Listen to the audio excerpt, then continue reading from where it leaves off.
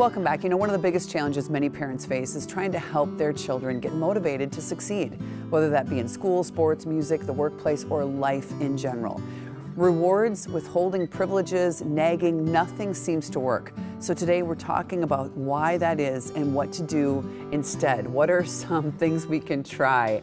I'm happy to welcome back Dr. Marti Erickson, developmental psychologist and co-host of the Mom Enough podcast. I have almost 17-year-old. Our producer has a teenager. A lot of you have teenagers. We're not talking about toddlers. We're not talking about kids that are older. We're talking about those teenage years and the fact that nothing seems to work. And it's not every kid, but it's a lot of them.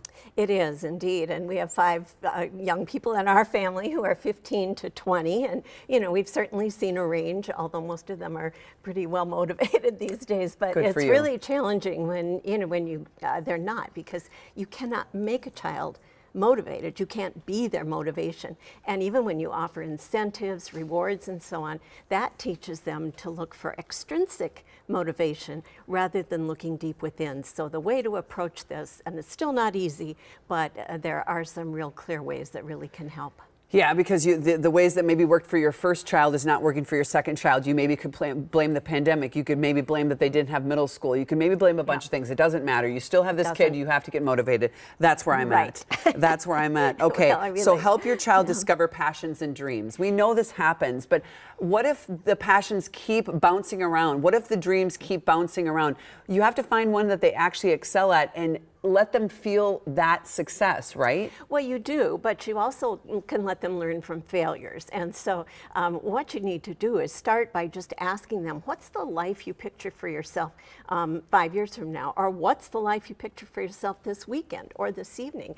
And what can you do to make that happen? So start small. Letting them think about those things. Yes, and getting it from them. And then what would you need to do to make that happen? And what would you need from me as support? So you're playing the role of consultant. That's a really big key here. You're not the director, you're not the hander out of rewards, but you are the person who's consulting with them, and that's a lot of questions. And that goes right to goal number 2, which is actually help them set those goals, those parameters, those finish lines. Support them in setting those goals and say, what would you have to do by tomorrow in order to make that happen for next week? And, ask them questions that lead them to come up with the answers. And if they can't do it on the spot, say, why don't you think about that? And when we have a dinner tonight, I'm cooking your favorite meal, let's see 3 things that you could do.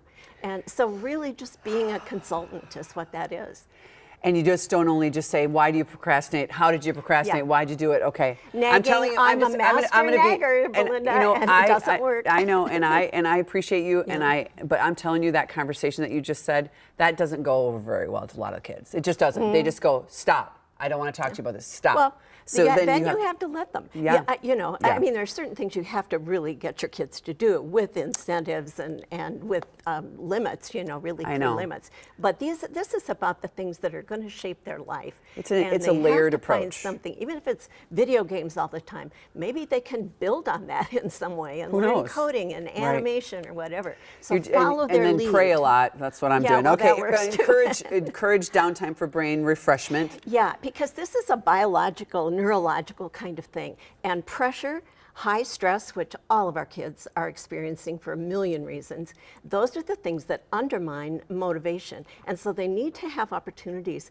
to produce dopamine, which is that feel-good hormone. And if they don't have sports, they have to produce it some other way. And if they have sports, great, they can't have their phone and that whole thing. And downtime is not necessarily sports. I mean, that really means time where you don't have to do anything. You don't have to perform. So, go take a walk around the block on a sunny day, or just lie down and daydream about what you'd like to do. Not on the phone. Yeah, okay, encourage an older teen or younger adult to be a support person. So maybe it's not you. Well, that's very often the case. And you say, this doesn't work with my kid, or a lot of kids it doesn't work for.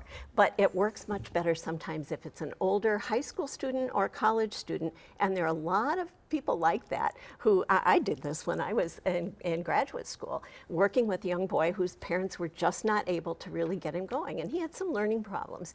But it was really different for me to come in than it was for his mom to be there. I it love was a this. breakthrough. And we've really just skimmed the surface of a very large issue that a lot of parents, including me, including our producer, including a lot of people, and that's why the podcast is going to be great, and that's why this book is part of the podcast, right? Yes, this author, William Stixford, who's a professor at George Washington University, terrific, and he doesn't talk just about motivation in our podcast, but it's in there. And there it is. And I love the fact that you tap into other professionals. You're such a smart woman, and the fact that you and your daughter tap into other professionals. This is why you have to listen to this podcast. For more information on this topic, tune into this week's Mom Enough podcast. They're released on Mondays, right? Yes. They're released on Mondays. This one's up to date, though. We put it up for this morning. Okay, it's right there right now. You can listen to it this weekend. Momenough.com. Momenough.com, and we have all that information on KARE11.com. Thank you so much. Thank you, We'll Belinda. keep working on it.